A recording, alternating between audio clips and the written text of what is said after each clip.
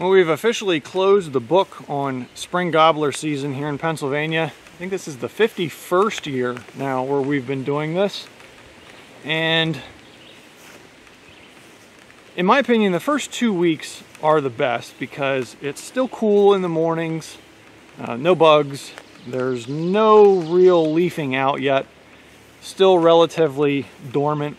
So it's a great time to be in the woods. The third week starts to get a little tricky. It's warmer, bugs are starting to come out, plants are springing to life. The last 2 weeks, you might as well forget about it. Unless you can get, your morning hunt in, it's tough the last 2 weeks. Tough to see, tough to deal with the bugs. But this is, I guess now the second year that I've not taken a full week's vacation to get out and hunt. And contrary to what some people may lead you to believe, it is not for a lack of opportunity. I simply had other priorities with the kids, softball, baseball, track, running a 5K. It's been a busy spring, so I didn't get out as much as I would have liked to, but I did get out quite a bit. So how did we do?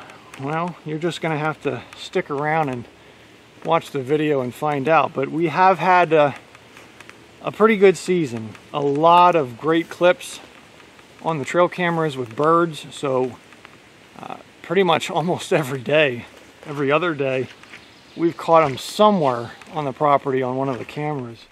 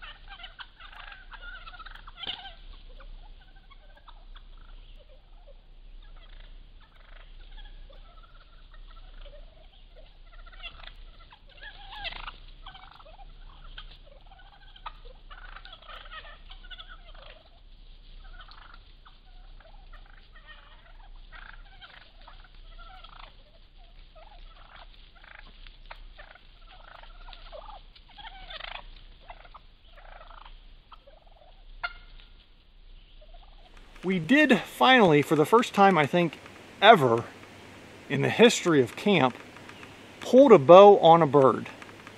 So that was pretty exciting. But yeah, so I'm only up here. It's a Sunday, Monday overnighter. Got a few things I wanted to get done. Had things going on at the house yesterday on Saturday, so I came up. Today's Sunday. We got some chestnut trees to plant. Got handful of apple trees that I got at Lowe's that they were already clearancing out, so it kind of couldn't beat the price. And we had a few trees that need replaced that we lost in the orchard, unfortunately. A couple of them got rung last year.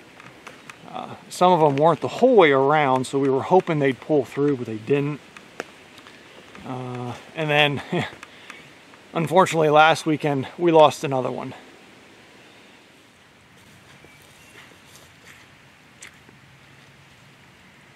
And this is one of the unfortunate parts about growing things like these fruit trees, is just accepting the fact that you're going to lose some. And this one really hurts because this was one of the really nice trees.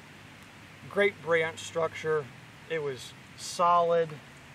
That's why we pulled the stake out of it. I don't know what happened. I mean, it's a clean snap just above the bud union. There's no bore holes. Wood solid. I mean, it had to have just happened in the last couple of hours because, we'd have noticed this the last 3 days, walking down through, looking down through the rows. We just left for a few hours to go down to the store to grab a couple of things, and there were some pretty dark skies, but it didn't look like it was anything serious. It had to be wind because there's no damage to any of the perimeter fencing. It's not like anything got in here. This one hurts.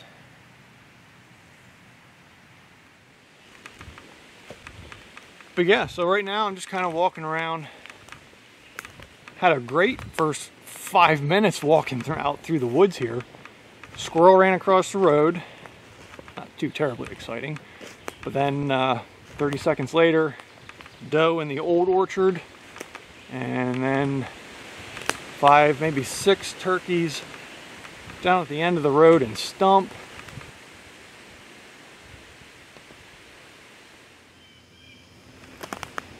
Crazy possum come down out of nowhere.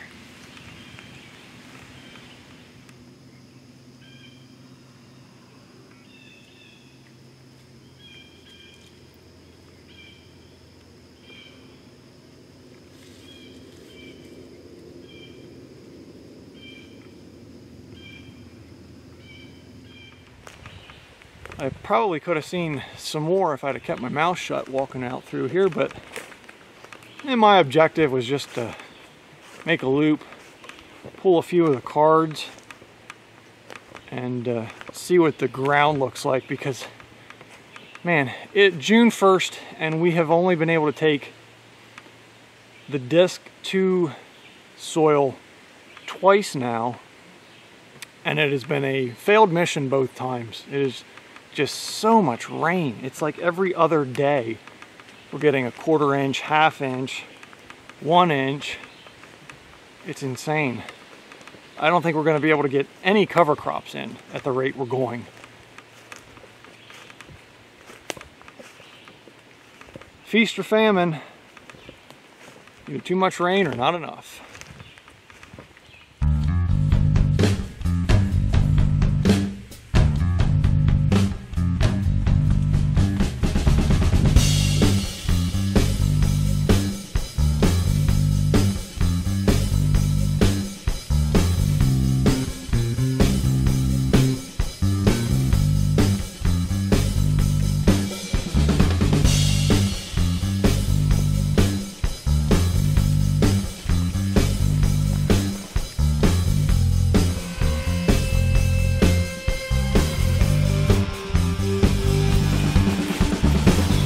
This last one is crazy. You'll see what I mean. Sent a picture to Joel. He called it a flagpole instead of an apple tree.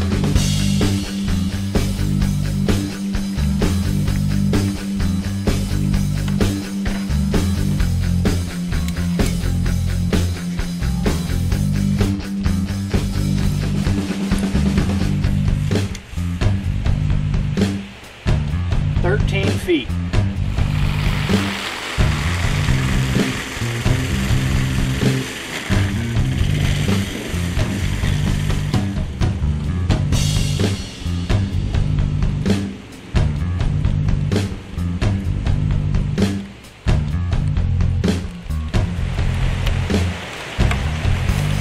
What'd I tell you?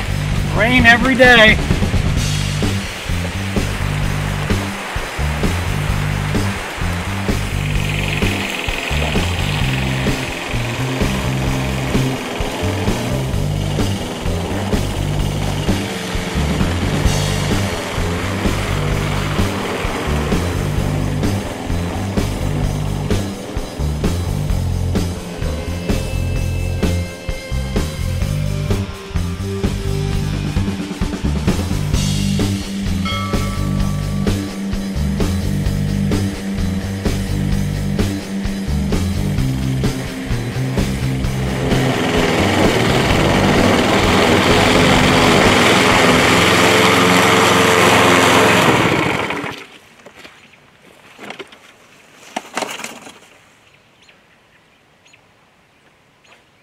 It ain't pretty, but it's done. Next job.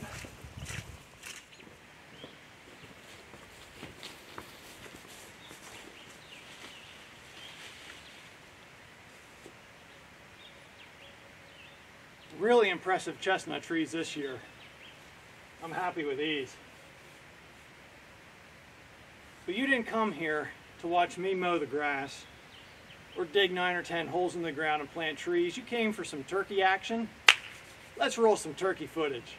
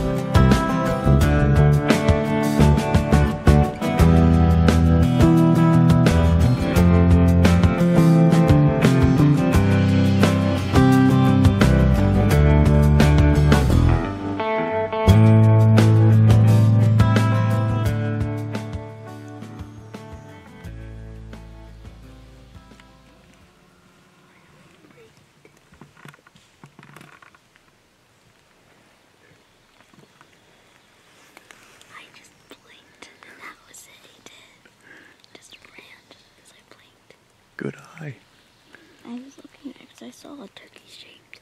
Yeah. But I kept looking and I saw movement. So I just got like scared. Is there turkey? Are we already done? And then I saw it moving. So then I told you, and then it was deer. I thought they were turkey. How long have we been sitting here? Like 2 minutes. Not even 2 minutes. We didn't even get a chance to put our gloves on yet. Good eye.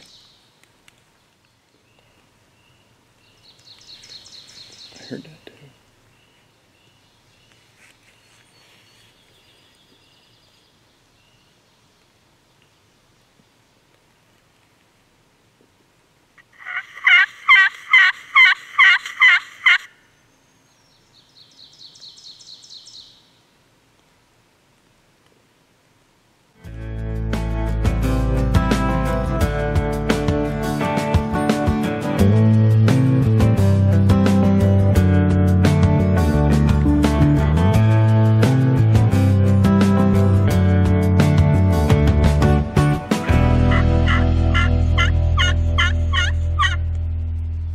Good one.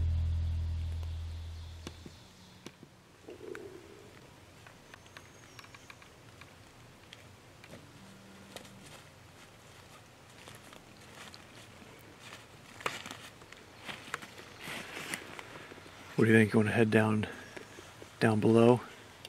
Yeah. All right.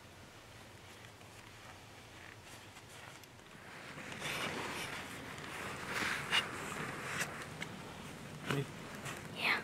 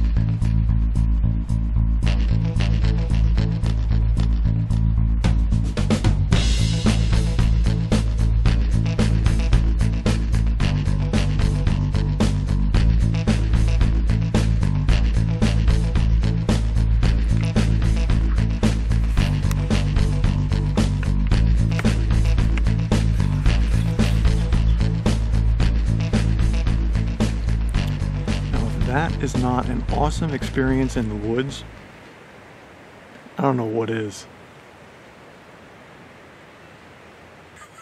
I was in such a hurry to put this face mask on, I didn't even bother with these stupid straps. They're coming back up again.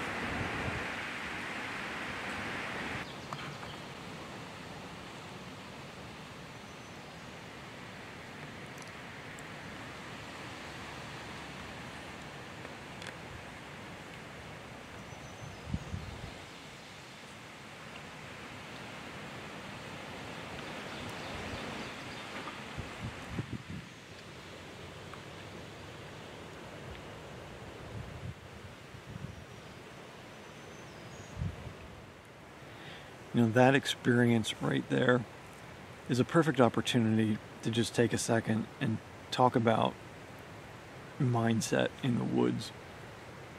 I got up to camp last night. It was well after midnight until I got all of my gear unpacked, settled in, and situated. It was almost 1:30 in the morning before I climbed into bed. And I knew it was going to be tough. I had my alarm set for 4:30, and I knew 3 hours of sleep, you're more prone to hit that snooze with only 3 hours of sleep. And unfortunately, I don't even remember my alarm going off. When I woke up, it was daylight, and I was disappointed and discouraged because I had all intentions of being in the woods before daybreak. And I laid there and thought, really? Nah.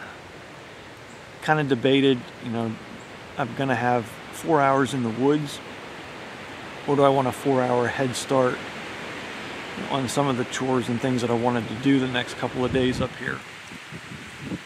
And I mean, you can hear it's windy as heck. Talking about showers the next couple of days.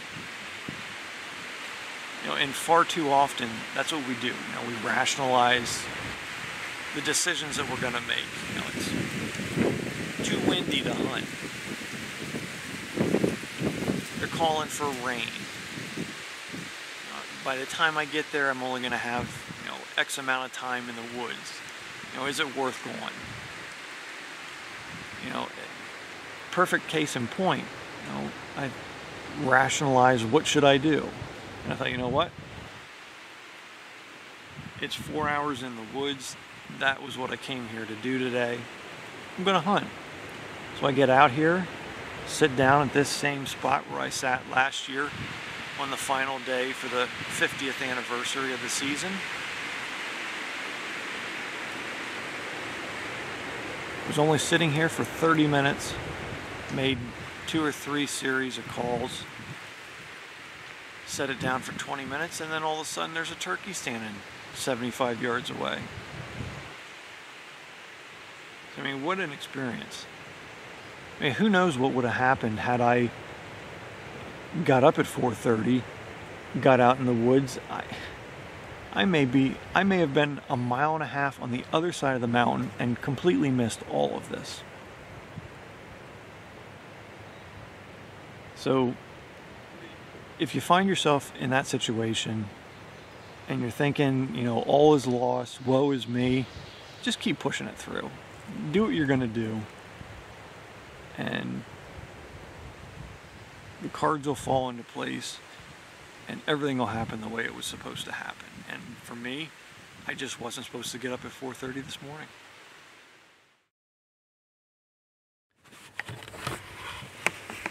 Just heard a gobbler.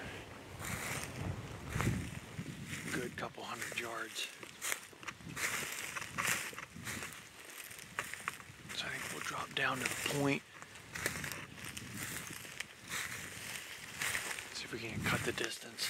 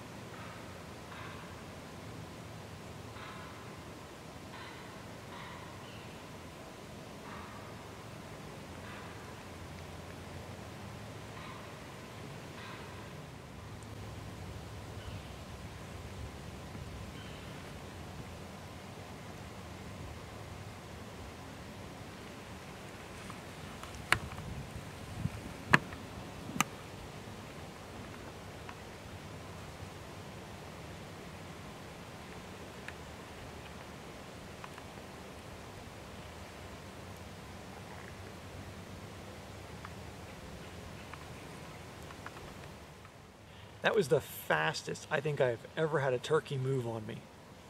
Man. I thought for sure he was going to come straight in from the east.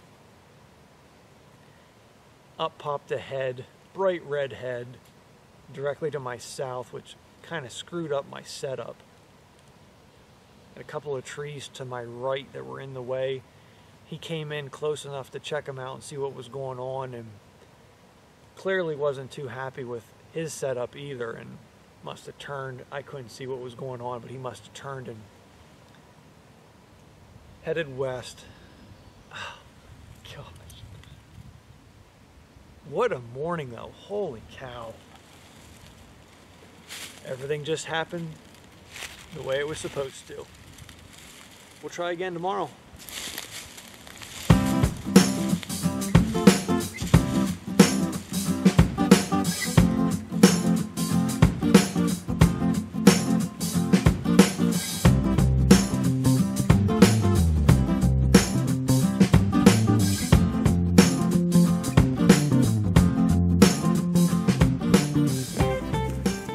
I kind of feel like Matt Damon in that movie We Bought a Zoo.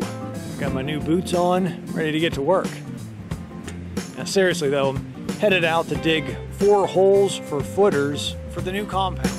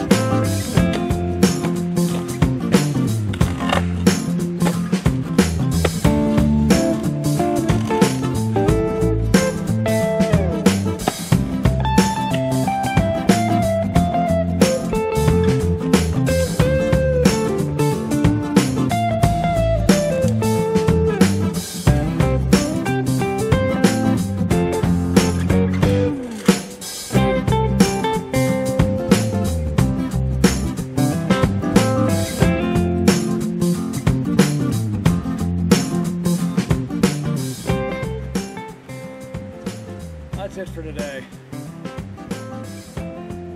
6 o'clock. Time for a shower. Supper and cider. In no particular order either.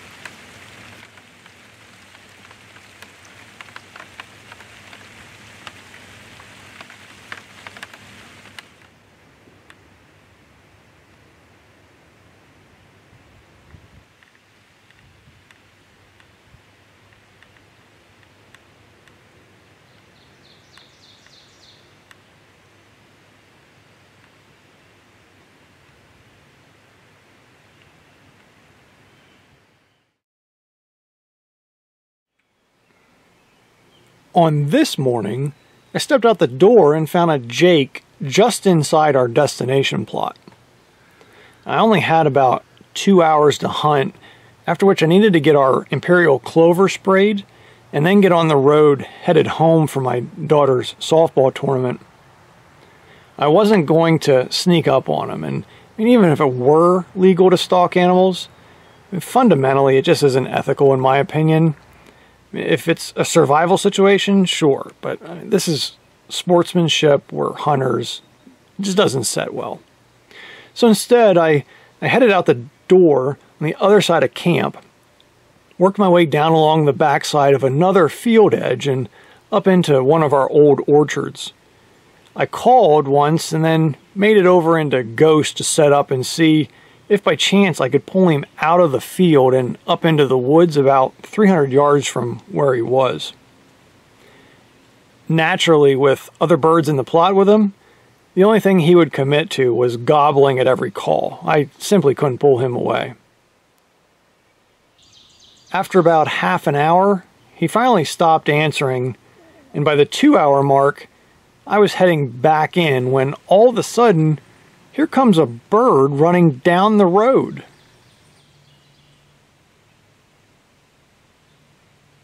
Unfortunately, my shotgun began sliding off my shoulder, and it was instantly game over.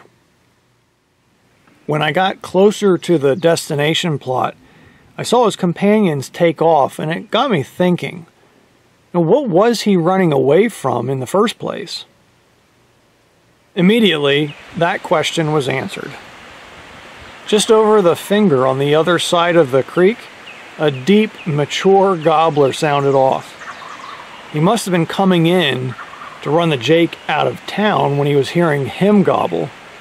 At this point, though, the clover was simply more important than another battle with a bird, so I opted to take care of the clover plot.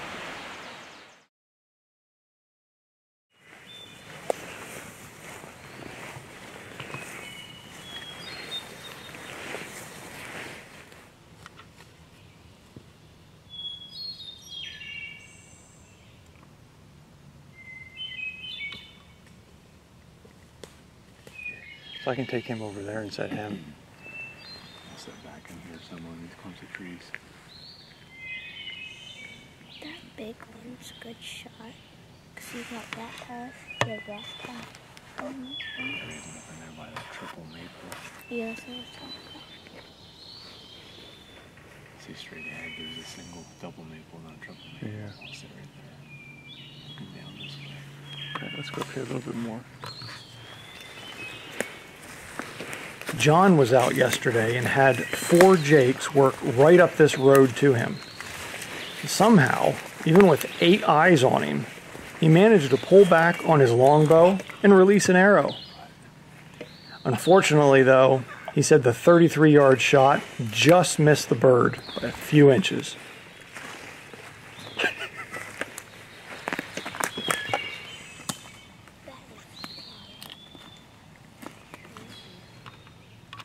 That's hilarious.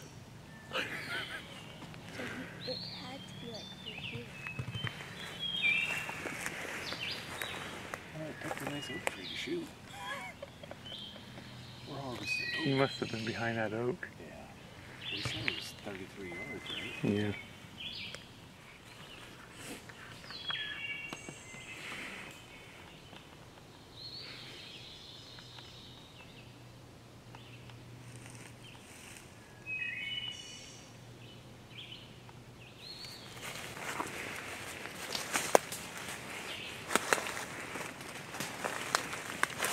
What you got, bud? What you got?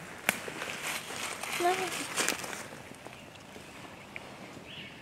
Baby frog.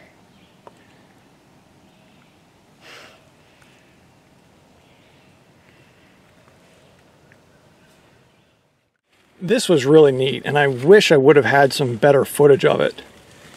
Joel was talking to Caden along the way about different species of trees when a thunderous gobble stopped us dead in our tracks. This bird couldn't have been more than 75 yards away, but it was so thick from where it came from that we just couldn't see anything.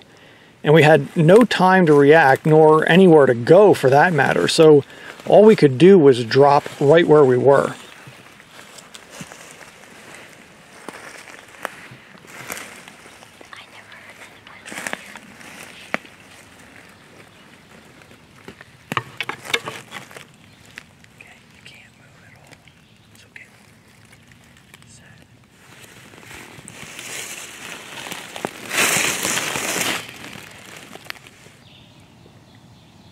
Just keep your body still, bud. Just move your eyes. And as soon as you see movement, don't point or anything, okay? None of us had any face masks on, no gloves, no cover to break up our outline. But what we did have were about 10 trillion mosquitoes testing every fiber of our being. I did have a confirmed 1.5 second or so visual of a hen coming into us, but I'm very confident that we were picked off in no time flat.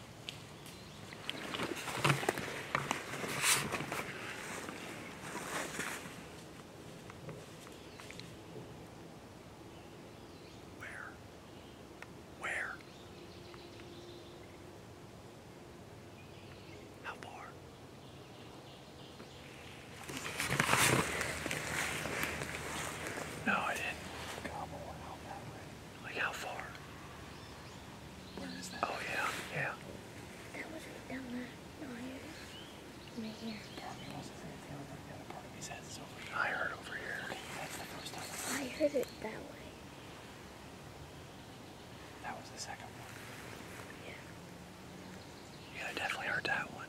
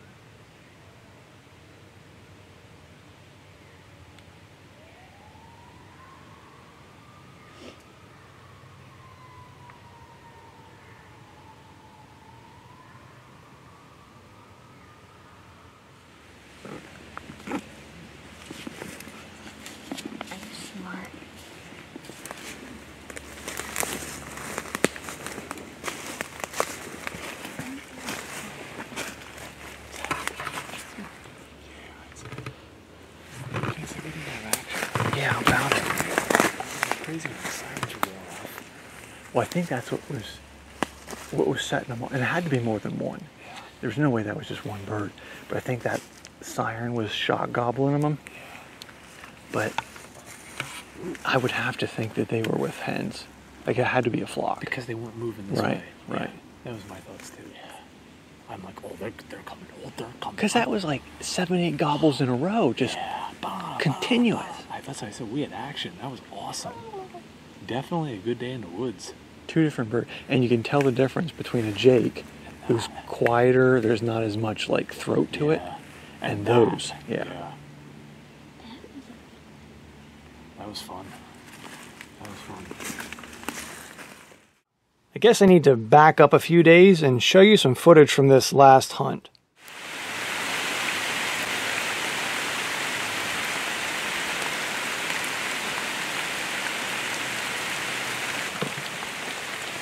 I think I decided to take a walk at the wrong time.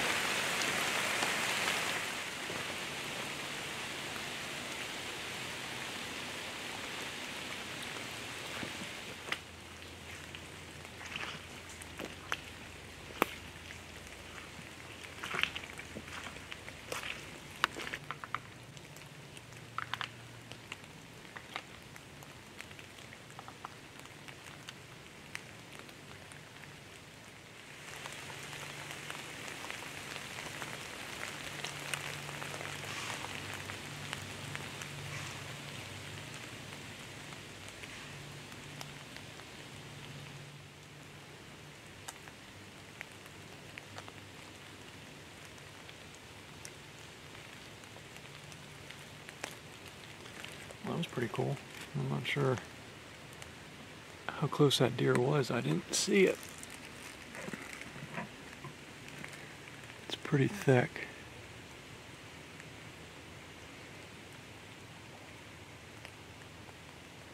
I was playing those clips and I thought, oh man, I wish that camera wouldn't have been messed up. Like I said, it was like you went up the road and then a few minutes later came back down the road, and then the very next clip there's half a dozen birds and gobbler in full strut right in front of the camera. Yeah, that's about it. But yeah, I thought I'd call you and, let you know what I seen or didn't see. But Yeah. Kamar, you don't know them stupid things. You just don't know, They're obviously around there. They're on them cameras and stuff, so they're there. Yeah. Yeah, I got a good feeling. This last week and a half, I think somebody's going to see one close enough to take a shot. Well, good luck to you tomorrow, Chris. Well, I appreciate it. Get in them. Yeah, if I don't get in them tomorrow, you will midweek. Somebody's got to eventually. Boy, you would think one of them's going to make a mistake. That's funny.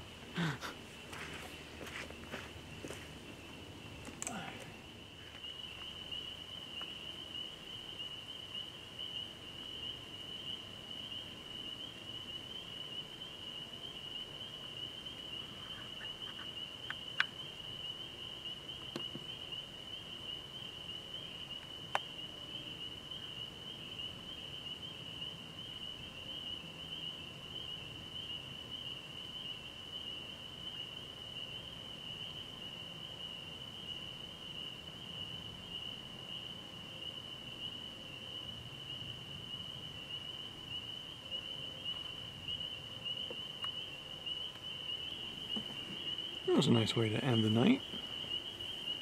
Geez, there's another one down there.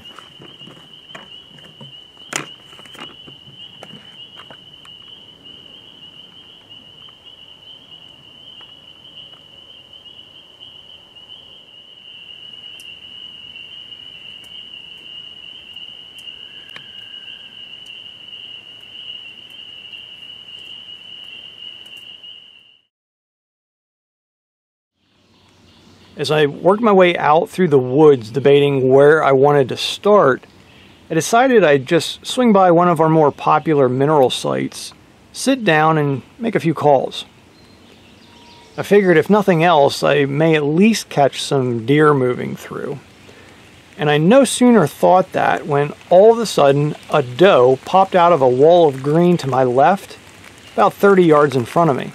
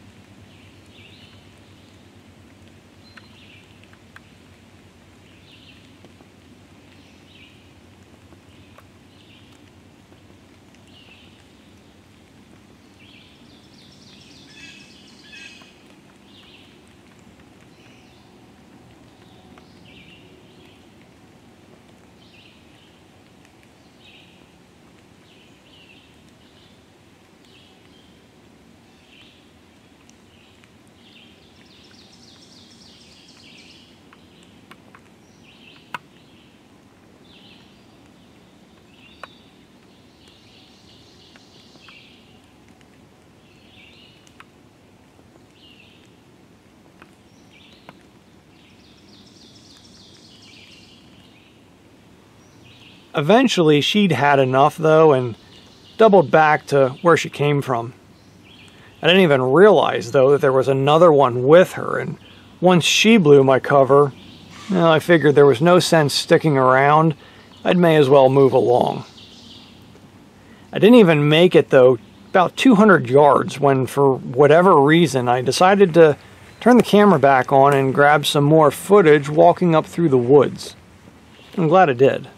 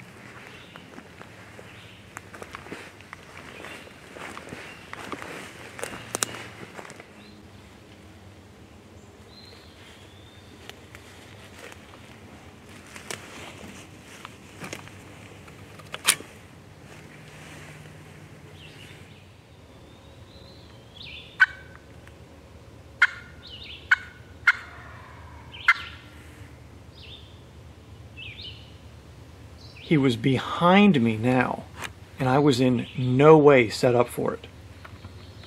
I turned around to a wall of green and evaluated my options.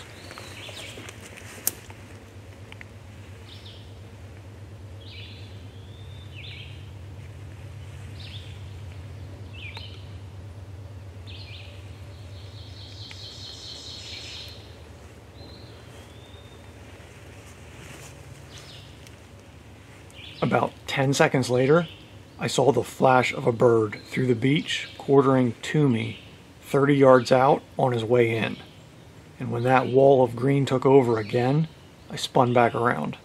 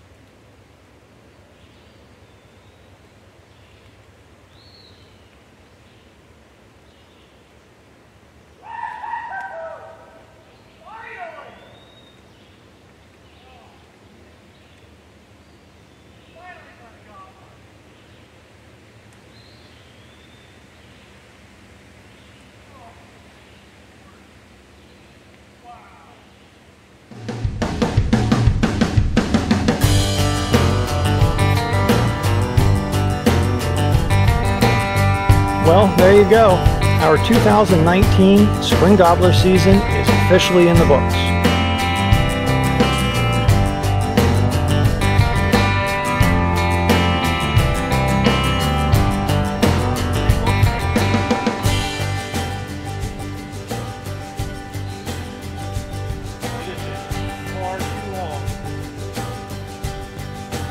Statistically speaking, the success rate in Pennsylvania, it typically lands in the high teens to low 20 percentile range. So if you too were one of the fortunate ones to take a gobbler this year, let us know in the comments. And even if you didn't harvest a bird, let us know what your thoughts were on the season. Were they talking for you, or were they henned up most of the time? Irregardless, we hope that all of you were able to spend some time with friends and family in the turkey woods. We'll see you in the next video.